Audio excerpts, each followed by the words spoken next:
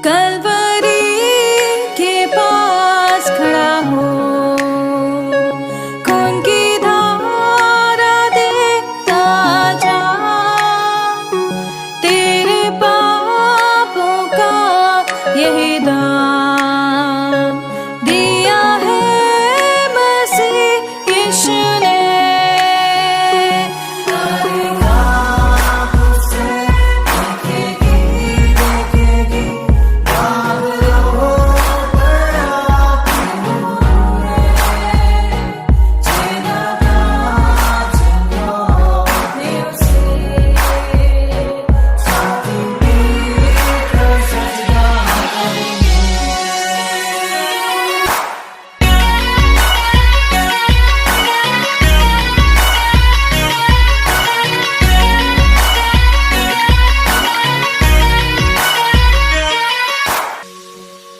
ये हुआ सब तेरे लिए, तूने भी उसे छेड़ा था,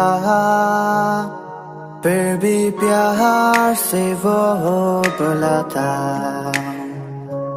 जाता क्यों नहीं तू उसके पास, फिर भी प्यार से वो बुलाता, जाता क्यों नहीं तू उसके पास।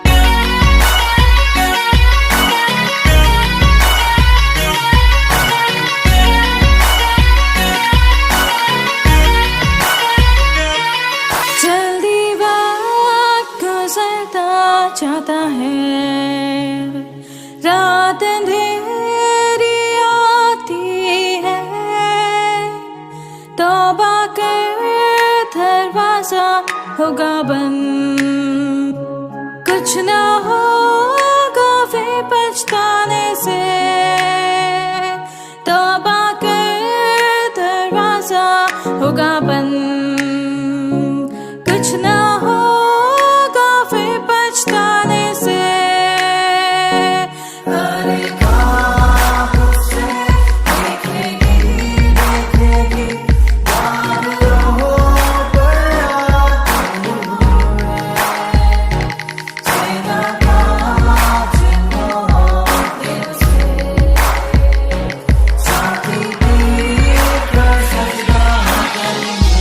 हम प्रभु परमेश्वर को धन्यवाद देते हैं आज की सुंदर सुबह के लिए। परमेश्वर ने आज की सुंदर सुबह एक बार फिर से मुझे आपको दी है कि हम परमेश्वर के चरणों में आकर उसकी महिमा करें। मैं आप सभी का स्वागत और वेलकम करता हूं living Christian movement fellowship ministry में।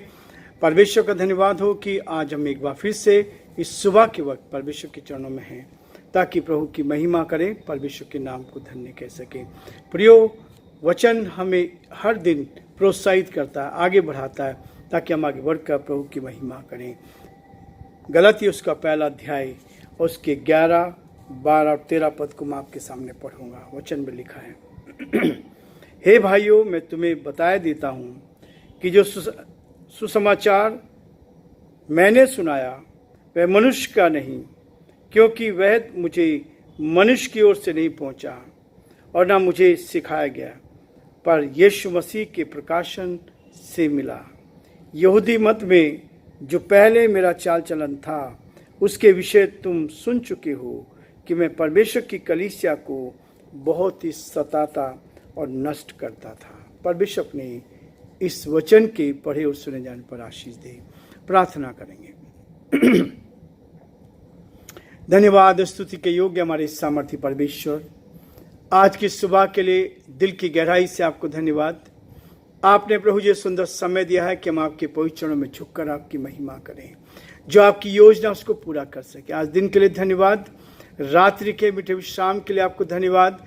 आपने रात्रि भर मीठा विश्राम दिया, अपनी उपस्थिति, अपनी निकटता, अपने प्रेम का एहसास दिया, इसके लिए धन्यवाद देते हैं। हमारी प्रार्थना, हमारी विनती प्रभु, आज दिन भर के लिए, दिन भर हमें संभाल, आपकी सुरक्षा में मिले, आपकी निकटता में मिले, आपके प्रेम का एहसास दे। हमारे सारे भाई बहनों के लिए जो प्रभु जी पूरे हिंदुस्तान में अलग अलग स्थानों पर पिता परमेश्वर आपके इस वचन को सुन रहे हैं, यीशु के नाम से आशीष की घोषणा करते हैं। यीशु के नाम से के परिवार पे हम आशीष को मांग लेते हैं और पिता परमेश्वर आपकी सामर्थ को भेजते हैं। यदि कोई बीमार है, परेशानी में, कठिनाई में है, दुख में, मुसीबत में है, आज के दिन उनकी सुधि ले, आप उनको संभाल, उनके विश्वास के अनुसार उनको चंगाई दे, उनके घर की आवश्यकता पूरी की जाए और हर कदम पर हम आपकी महिमा को देखना चाहते हैं। ये परमेश्वर बड़े आदर के साथ हमारे देश के लिए और प्रभु हमारे प्रदेश के लिए, देश के प्रधानमंत्री के लिए, हमारे प्रदेश के मुख्यमंत्री के लिए प्रार्थना करते हैं। आप उन सबकी सहायता कर, ताकि वो भी आप में सुरक्षित रहे और आपकी महिमा कान बन सके। बड़े आदर के साथ हमारे सारे श्रोताओं को आपके हाथ में सौंपते हुए इस विनती को अपने प्रभु, अपने उद्धारकर्ता यीशु मसीह के नाम से मांगते हैं, आमीन।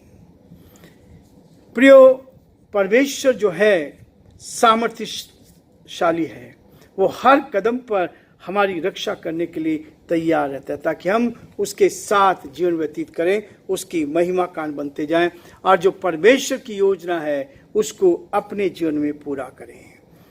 प्रभु का वचन कहता है, पौलुस अपने जीवन की गवाही इस रूप में देता है, अपने जीवन के बारे में बताता है कि मैं कैसे प्रभु का सेवक बना, प्रभु का प्रेरित बना, कैसे सेवा मुझे मिली, उसके विषय में पौलुस कहता है।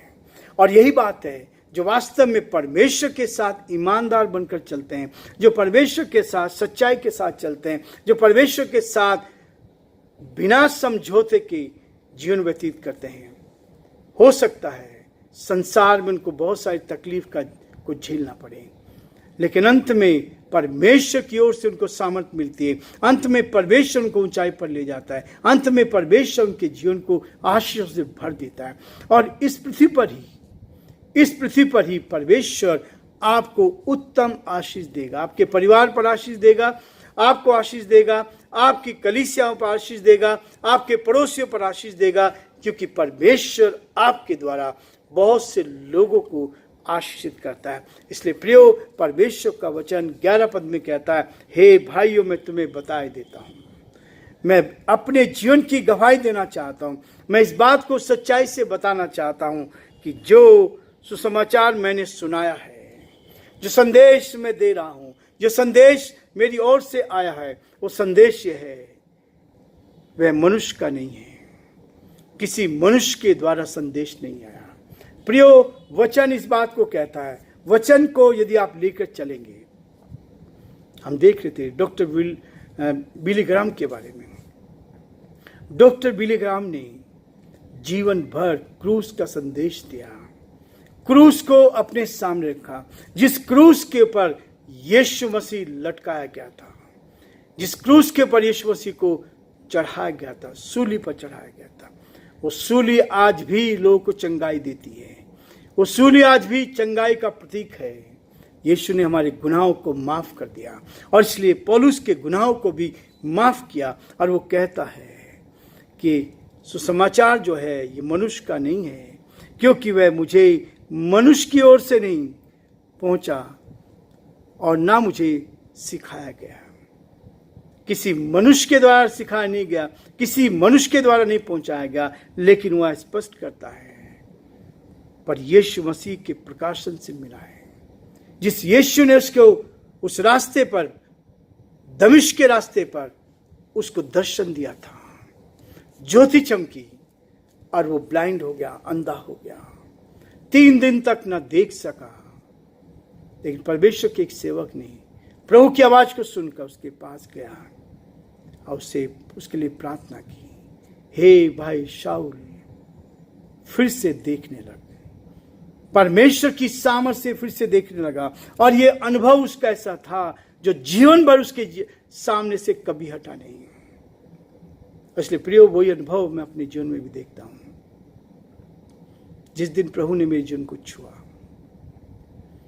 मेरी आत्मा को शुद्ध किया, मेरे पापों को, मेरे गुनाहों को माफ कर दिया, तब से लेकर आज तक वो अनुभव सामने से नहीं गया। इसलिए मन करता है जितना ईमानदार बन सके, जितना अधिक ईमानदारी से काम कर सके, उतना अधिक परमेश्वर के लिए ईमानदारी का काम करते रहना चाहिए। और यही ईमानदारी का प्रतिफल आपको और मुझे मिलेगा। इस प्रतिफल को पाने के लिए ही परमेश्वर ने हमें इस पृथ्वी पर जीवित रखा है। उस प्रतिफल को पाने के लिए ही वो चाहता है कि हम और अधिक इस्तेमाल हो। ये जीवन जो प्रभु ने दिया है, सच्चाई का जीवन, ईमानदारी का जीवन, प्रभु के प्रति विश्वास योग्यता का जीवन। इसलिए प्रियो, परमेश्वर चाहता है कि हम परमेश्वर के साथ, सच्चाई के साथ, ईमानदारी के साथ उसके साथ चले और परमेश्वर की महिमा करें और परमेश्वर के नाम को ऊंचा उठा सके। प्रियो, आज हम ये रुकेंगे, कल फिर से आगे बढ़ेंगे ताकि परमेश्वर के नाम को महिमा मिल सके। प्रभु आप सबको बहुत आशीष दे।